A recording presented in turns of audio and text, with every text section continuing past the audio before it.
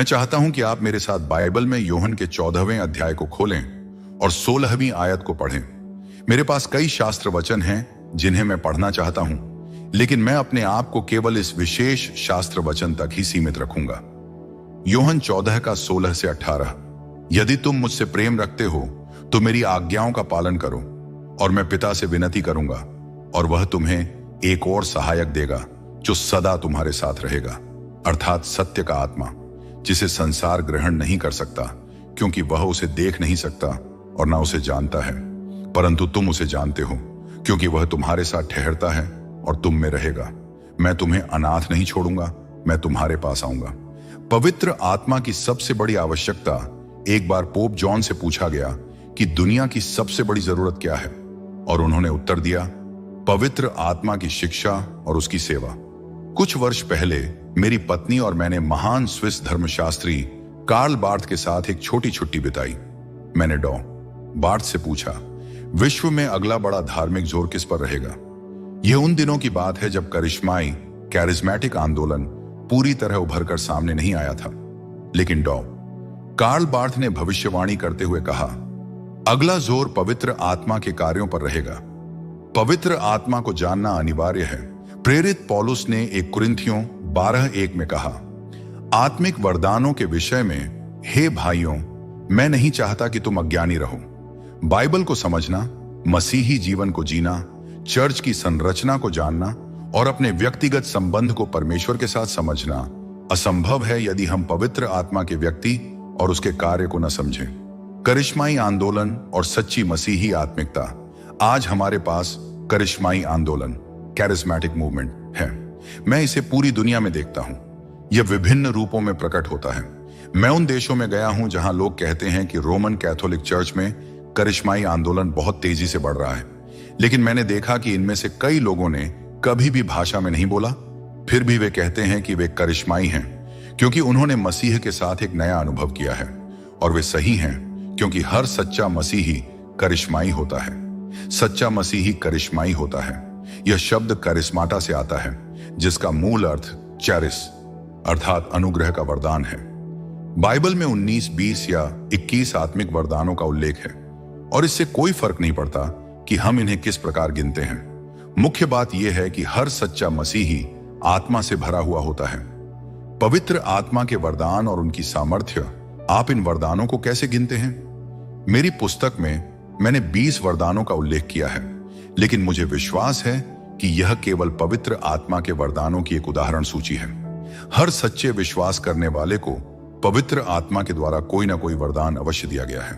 पवित्र आत्मा के कुछ प्रमुख वरदान: प्रशासन, एडमिनिस्ट्रेशन का वरदान, सहायता, हेल्प्स का वरदान, ज्ञान, नॉलेज का वरदान, बुद्धि, विजडम का वरदान, सुसमाचार, प्रचारक, एवेंजलिस्ट का वरदान, पास्टर का वरदान, शिक्षक, टीचर का वरदान। जो भी वरदान आपको मिला है वह पवित्र आत्मा की इच्छा से आपको दिया गया है। यह वरदान आपको मदद करने, मार्गदर्शन देने, नेतृत्व करने, आपको सामर्थ्य बनाने, मसीह के शरीर चर्च को बढ़ाने और संसार में मसीह की गवाही देने के लिए दिया गया है। इस प्रकार हर सच्चा मसीही करिश्माई है क्योंकि वह पवित्र आत्मा से वरदान पाता है। पवित्र आत्मा का व्यक्तित्व और कार्य। सबसे पहले यह समझना आवश्यक है कि पवित्र आत्मा कोई वस्तु, आईटी नहीं है। मैंने सुना है कि कुछ लोग कहते हैं, मुझे यह आईटी चाहिए, लेकिन पवित्र आत्मा कोई वस्तु नहीं बल्कि एक व्यक्ति है। बाइबल कहती है कि वह कुछ नहीं है बल्कि कोई है। वह स्वयं परमेश्वर है। त्रित्व, ट्रिनिटी में 3 व्यक्तित्व हैं। 1, परमेश्वर पिता, गॉड द फादर। 2, परमेश्वर पुत्र, गॉड द सॉन। 3, परमेश्वर पवित्र आत्मा, गॉड द होली स्पिरिट। आप कह सकते हैं, मैं इसे समझ नहीं पाता। सच कहूं, मैं भी पूरी तरह से इसे नहीं समझ सकता, और मैं इसे इस समय समझाने का प्रयास नहीं करूंगा, परंतु हमें विश्वास के द्वारा इसे स्वीकार करना चाहिए कि एक परमेश्वर 3 व्यक्तियों में प्रकट होता है: परमेश्वर पिता, परमेश्वर पुत्र और परमेश्वर पवित्र आत्मा। पवित्र आत्मा की सामर्थ्य। 1, पवित्र आत्मा सर्वशक्तिमान है। बाइबल में मीका 3:8 कहता है, परंतु मैं यहोवा के आत्मा की शक्ति से भरपूर हूं। 2, पवित्र आत्मा सर्वव्यापी है। बाइबल कहती है कि कोई भी स्थान ऐसा नहीं है जहां पवित्र आत्मा नहीं हो। भजन संहिता 139 का 7 में लिखा है, मैं तेरे आत्मा से कहां जाऊं, मैं तेरी उपस्थिति से कहां भागूं। यही एक कारण था कि मसीह स्वर्ग में गए। जब यीशु पृथ्वी पर थे तो वह केवल एक शरीर में सीमित थे और एक ही स्थान पर हो सकते थे, लेकिन जब वह स्वर्ग में गए तो पवित्र आत्मा आया और वह हर स्थान पर उपस्थित रहने लगा। अब पवित्र आत्मा एक ही समय में मेरे हृदय में और आपके हृदय में कार्य कर सकता है, चाहे हम एक दूसरे से हजारों मील दूर क्यों ना हों। 3. पवित्र आत्मा सर्वज्ञानी है। बाइबल कहती है, परंतु परमेश्वर ने हमें आत्मा के द्वारा प्रकट किया है, क्योंकि आत्मा सब बातें, यहां तक कि परमेश्वर की गूढ़ बातें भी ढूंढ लेता है। 1 कुरिन्थियों 2 का 10। इसलिए पवित्र आत्मा की उपस्थिति, उसकी सामर्थ्य और उसका कार्य मसीही जीवन में बहुत महत्वपूर्ण है। पवित्र आत्मा का कार्य और उसकी सामर्थ्य बाइबल कहती है, परंतु परमेश्वर ने उन्हें आत्मा के द्वारा प्रकट किया है, क्योंकि आत्मा सब बातें, यहां तक कि परमेश्वर की गूढ़ बातें भी ढूंढ लेता है। 1 कुरिन्थियों 2 का 10। पवित्र आत्मा हमें सिखाता है और हमें मसीही जीवन में गहराई से आगे बढ़ने में सहायता करता है। हमारा मसीही जीवन केवल पवित्र आत्मा की मदद से ही विकसित हो सकता है। जब कोई मसीह को अपने उद्धारकर्ता के रूप में स्वीकार करता है, उसी क्षण पवित्र आत्मा उसके हृदय में निवास करने आता है। आपका शरीर पवित्र आत्मा का मंदिर बन जाता है। पवित्र आत्मा आपके जीवन को मार्गदर्शन देने, आपको सामर्थ्य देने और आपको मसीही जीवन जीने में मदद करने के लिए आता है। पवित्र आत्मा के बिना कोई भी मसीही जीवन नहीं जी सकता। कोई भी व्यक्ति पवित्र आत्मा के बिना सच्चा मसीही नहीं बन सकता। कोई भी व्यक्ति पवित्र आत्मा की सहायता के बिना यीशु का अनुसरण नहीं कर सकता। इसीलिए पवित्र आत्मा हमारे जीवन में अत्यधिक महत्वपूर्ण है। पवित्र आत्मा सर्वज्ञानी है। बाइबल कहती है कि पवित्र आत्मा को सभी बातों का ज्ञान है, परंतु परमेश्वर ने हमें आत्मा के द्वारा प्रकट किया है, क्योंकि आत्मा सब बातें, यहां तक कि परमेश्वर की गूढ़ बातें भी ढूंढ लेता है। 1 कुरिन्थियों 2 का 10। प्रकाशित वाक्य की पुस्तक में लिखा है कि पवित्र आत्मा की 7 आंखें हैं। शास्त्रों में 7 पूर्णता का प्रतीक है। इसका अर्थ यह है कि पवित्र आत्मा सब कुछ देखता है और जानता है। वह आपके हृदय की हर बात जानता है। वह आपके मन के विचारों को भी जानता है। उसे कुछ भी छिपा नहीं है। पवित्र आत्मा शाश्वत है। इब्रानियों 9 का 14 में लिखा है, तो फिर मसीह, जिसने अपने आप को सनातन आत्मा के द्वारा परमेश्वर के सामने निष्कलंक बलिदान चढ़ाया, तुम्हारे विवेक को मरे हुए कामों से क्यों न शुद्ध करेगा, ताकि तुम जीवित परमेश्वर की सेवा कर सको। पवित्र आत्मा अनादि और अनंत है। वह परमेश्वर पिता और परमेश्वर पुत्र के साथ सहज शाश्वत है। त्रित्व को समझना, मैं त्रित्व को पूरी तरह समझा नहीं सकता और शायद कोई भी मनुष्य इसे पूरी तरह नहीं समझ सकता, लेकिन इसे समझाने के लिए कुछ उदाहरण दिए जा सकते हैं। एक सेब में 3 भाग होते हैं, बाहरी छिलका, अंदर का फल और बीज वाला केंद्र, लेकिन यह सब मिलकर एक ही सेब होता है। बर्फ, पानी और वाष्प, ये तीनों अलग अलग रूप हैं, लेकिन सभी का मूल तत्व एक ही है। यह केवल एक साधारण उदाहरण है, लेकिन त्रित्व, ट्रिनिटी, इससे कहीं अधिक महान और रहस्यमय है। पवित्र आत्मा की पवित्रता और हमारी पवित्रता, बाइबल में 100 बार पवित्र आत्मा को पवित्र आत्मा या पुराने अंग्रेजी अनुवाद में पवित्र, होली गोस्ट कहा गया है। बाइबल कहती है, परमेश्वर कहता है, पवित्र बनो क्योंकि मैं पवित्र हूं। 1 पतरस 1 का 16। पवित्र आत्मा का एक कार्य हमें पवित्र बनाना है। हमें हर दिन पहले से अधिक पवित्र होना चाहिए। हमारे जीवन का लक्ष्य मसीह के स्वरूप में बढ़ना और उसकी छवि में ढलना होना चाहिए। पवित्र आत्मा इस पूरी प्रक्रिया में हमारी मदद करता है। पवित्र आत्मा और स्वतंत्रता, लिबर्टी, जहां पवित्र आत्मा है वहां स्वतंत्रता है। कुरिन्थियों 3 का 17 में लिखा है, अब प्रभु आत्मा है और जहां कहीं प्रभु का आत्मा है वहां स्वतंत्रता है। यह स्वतंत्रता क्या है? यह व्यवस्था, लॉ के बंधन से मुक्ति है। यह कठोर धार्मिकता, लीगलिज्म के बंधन से मुक्ति है। यह पाप, नशे, बुरी आदतों और दुष्ट आत्माओं के बंधन से मुक्ति है। यीशु ने कहा, जो पाप करता है वह पाप का दास है, लेकिन यीशु मसीह क्रूस पर मरकर हमें इस दासत्व से मुक्ति देते हैं और पवित्र आत्मा हमें आत्मिक स्वतंत्रता प्रदान करता है। पवित्र आत्मा का प्रथम कार्य पाप की जांच, कन्विक्शन ऑफ सिन। पवित्र आत्मा का सबसे पहला कार्य हमें हमारे पापों का एहसास कराना है। यीशु ने कहा, और जब वह आएगा तब वह संसार को पाप, धार्मिकता और न्याय के विषय में दोषी ठहराएगा। यूहन्ना 16:8। पवित्र आत्मा हमें हमारे पापों का बोध कराता है। वह हमें दिखाता है कि हम परमेश्वर की सिद्ध धार्मिकता से कितने दूर हैं। कभी वह एक मां की प्रार्थनाओं के द्वारा हमें सचेत करता है, कभी एक दुखद अनुभव के द्वारा वह हमें हमारी आत्मिक दशा दिखाता है, कभी एक पास्टर के संदेश के द्वारा वह हमारे हृदय को छूता है, कभी वह इस प्रकार के संदेशों या प्रचार के द्वारा हमें बुलाता है। पवित्र आत्मा हमें व्याकुल करता है। बहुत से लोग जब पवित्र आत्मा के कार्य से अभिभूत होते हैं तो वे बेचैन हो जाते हैं। कुछ लोग क्रोधित हो जाते हैं, कुछ लोग आत्मा के दबाव को सहन नहीं कर पाते, कुछ लोग विरोध करते हैं परंतु बाद में पश्चाताप करके मसीह को स्वीकार करते हैं। पवित्र आत्मा हमें यह एहसास दिलाता है कि हम पापी हैं और हमें पश्चाताप की आवश्यकता है। बिना पवित्र आत्मा के कार्य के कोई भी व्यक्ति उद्धार प्राप्त नहीं कर सकता। आप पापों की क्षमा प्राप्त नहीं कर सकते, आप स्वर्ग के राज्य में प्रवेश नहीं कर सकते, आप मसीह में नया जन्म नहीं ले सकते। पवित्र आत्मा का दूसरा कार्य नया जीवन देना, new life in Christ. Bible कहती है, तुम अपने अपराधों और पापों के कारण मरे हुए थे। इफिसियों 2:1। मनुष्य आत्मिक रूप से मरा हुआ है। हमारे भीतर जो आत्मा है, जो परमेश्वर के स्वरूप में बनाई गई है, वह परमेश्वर के प्रति मरी हुई होती है। आज संसार को किस चीज की जरूरत है? संसार को जीवन की जरूरत है। बाइबल कहती है, क्योंकि सब ने पाप किया है और परमेश्वर की महिमा से रहित हैं। रोमियो 3:23। इसलिए हर मनुष्य आत्मिक रूप से मरा हुआ है। मरे हुए व्यक्ति को किस चीज की आवश्यकता होती है? जीवन की। पवित्र आत्मा आता है और यीशु मसीह में नया जीवन देता है। क्या आप जीवन की आशा खो चुके हैं? प्रसिद्ध दार्शनिक बर्ट्रैंड रसेल ने अपने एक मित्र को लिखा, मैं आत्महत्या के बारे में ही सोचता रहता हूं। मनुष्य और उसके कार्यों पर एक अंधकारमयी रात छाई रहती है जिसका कोई अंत नहीं है। क्या आप भी इसी प्रकार महसूस कर रहे हैं? क्या आपके लिए रात घना, अंधकारमय और निष्ठुर हो गया है? क्या आपके जीवन में कोई आशा नहीं बची है? मनुष्य बिना परमेश्वर के बिल्कुल खोया हुआ है।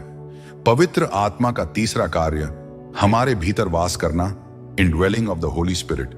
यीशु ने कहा, जब तक कोई नया जन्म न ले वह परमेश्वर के राज्य को देख नहीं सकता। यूहन्ना 3:3। नया जन्म आवश्यक है। मनुष्य आत्मिक रूप से मरा हुआ है। जब तक वह पवित्र आत्मा द्वारा नया जन्म नहीं पाता तब तक वह परमेश्वर के राज्य में प्रवेश नहीं कर सकता। नया जन्म मनुष्य के कार्यों से नहीं होता। कुछ लोग सोचते हैं कि उनके अच्छे कर्म उन्हें उद्धार दिला देंगे, लेकिन बाइबल स्पष्ट रूप से कहती है, जो धर्म के काम हमने आप किए उनके अनुसार नहीं, पर अपनी दया के अनुसार उस नए जन्म के स्नान और पवित्र आत्मा के हमें नया बनाने के द्वारा उसने हमारा उद्धार किया। तीतुस 3:5। हम अपनी धार्मिकता से नहीं बल्कि परमेश्वर की दया और अनुग्रह से उद्धार पाते हैं। मैं स्वर्ग जाने के योग्य नहीं हूं, मैं अपने पापों की क्षमा का पात्र नहीं हूं, उद्धार पाने के योग्य नहीं हूं, मुझे यह शांति और आनंद नहीं मिलना चाहिए था, लेकिन यह परमेश्वर का अनुग्रह और दया है जो हमें उद्धार प्रदान करता है। यह कुछ ऐसा है जिसे हमने कमाया नहीं बल्कि मुफ्त में एक उपहार, गिफ्ट ऑफ सैल्वेशन के रूप में प्राप्त किया। पवित्र आत्मा हमारे भीतर बसता है। बाइबल कहती है, और मैं तुम में अपनी आत्मा डालूंगा और तुम मेरे नियमों पर चलोगे और मेरी विधियों को मानोगे और उन पर चलोगे। यहेजकेल 33:27। सोचिए, परमेश्वर कहता है कि वह स्वयं हमारे भीतर बसना चाहता है। जब आप नया जन्म लेते हैं, पवित्र आत्मा आपके अंदर वास करने लगता है। आपका शरीर परमेश्वर का मंदिर बन जाता है। क्या तुम नहीं जानते कि तुम परमेश्वर का मंदिर हो और परमेश्वर का आत्मा तुम में वास करता है? 1 कुरिन्थियों 3:16। हमारे शरीर का सम्मान क्यों आवश्यक है? क्योंकि हम परमेश्वर के मंदिर हैं। हमें अपने शरीर में अशुद्ध वस्तुएं नहीं डालनी चाहिए। हमें अपने शरीर को संयम में रखना चाहिए। हमें शारीरिक लालसाओं से बचना चाहिए। पवित्र आत्मा का चौथा कार्य सामर्थ्य देना, एम्पावरमेंट टू सर्व क्राइस्ट। यीशु ने वादा किया, परंतु जब पवित्र आत्मा तुम पर आएगा तब तुम सामर्थ्य पाओगे और यरूशलेम और सारे यहूदिया और सामरिया में वरन पृथ्वी की छोर तक मेरे गवाह होंगे। प्रेरितों के काम 1:8। आप मसीही जीवन अपनी शक्ति से नहीं जी सकते। प्रचार करने के लिए पवित्र आत्मा की शक्ति आवश्यक है। मसीही जीवन जीने के लिए पवित्र आत्मा की सामर्थ्य आवश्यक है। कुछ लोग सोचते हैं कि प्रचारकों की सफलता किसी प्रचार रणनीति या विज्ञापन से होती है, लेकिन सच्चाई यह है कि यह सब पवित्र आत्मा की शक्ति से होता है। सच्ची सामर्थ्य कहां से आती है? समाचार पत्रों के लेखक प्रचार की सफलता को आंखों की चमक, प्रचार शैली या किसी और चीज से जोड़ते हैं, लेकिन सच्ची सामर्थ्य पवित्र आत्मा से आती है। क्या आप पवित्र आत्मा की सामर्थ्य चाहते हैं? क्या आप चाहते हैं कि आपका जीवन बदले? क्या आप चाहते हैं कि परमेश्वर आपके भीतर वास करे? आप अभी यीशु मसीह को अपने उद्धारकर्ता के रूप में स्वीकार कर सकते हैं और पवित्र आत्मा आपके जीवन को बदल देगा। पवित्र आत्मा और आत्मिक वरदान, spiritual gifts and fruits of the spirit. Yeshu Masih का उद्देश्य महिमा पाना है। प्रचारक, गायक, आयोजक और अन्य सेवक मात्र एक माध्यम, कम्युनिकेटर होते हैं। परमेश्वर प्रत्येक व्यक्ति को अलग अलग वरदान, गिफ्ट्स देता है। कुछ लोग प्रचार करने का वरदान पाते हैं, कुछ को गायन या संगीत का वरदान मिलता है, कुछ को आयोजन और व्यवस्थापन का वरदान दिया जाता है। परमेश्वर स्वयं यह निर्णय करता है कि किसे कौन सा वरदान देना है, परंतु वही आत्मा सब में कार्य करता है और अपनी इच्छा से प्रत्येक को अलग अलग वरदान बांटता है। 1 कुरिन्थियों 12:11। मेरा काम केवल परमेश्वर के संदेश का प्रचार करना है। मसीही संदेश का सार यही है। 1. यीशु हमारे पापों के लिए मरे, 1 कुरिन्थियों 15:3। 2. वह मृतकों में से जी उठे, 1 कुरिन्थियों 15:4। 3. वह फिर से आने वाले हैं, यूहन्ना 14:3। 4. वह पवित्र आत्मा के द्वारा हमारे जीवन में आकर हमें नया बना सकते हैं, यूहन्ना 3:5-6। क्या आपने कई बार असफलता का अनुभव किया है? वेकफील्ड इंग्लैंड में एक महिला ने 38 बार ड्राइविंग टेस्ट दिया और हर बार असफल हुई। उसी तरह कई लोग अनेक बार अपने जीवन को सुधारने का प्रयास करते हैं, लेकिन असफल होते हैं। आपने कई बार संकल्प लिया होगा कि अब से मैं बदल जाऊंगा। आपने कई बार सोचा होगा कि अब से मैं बेहतर जीवन जीऊंगा। आपने कई बार आत्मसमर्पण किया होगा, लेकिन असफलता हाथ लगी। क्या यह आपकी 38वीं कोशिश है?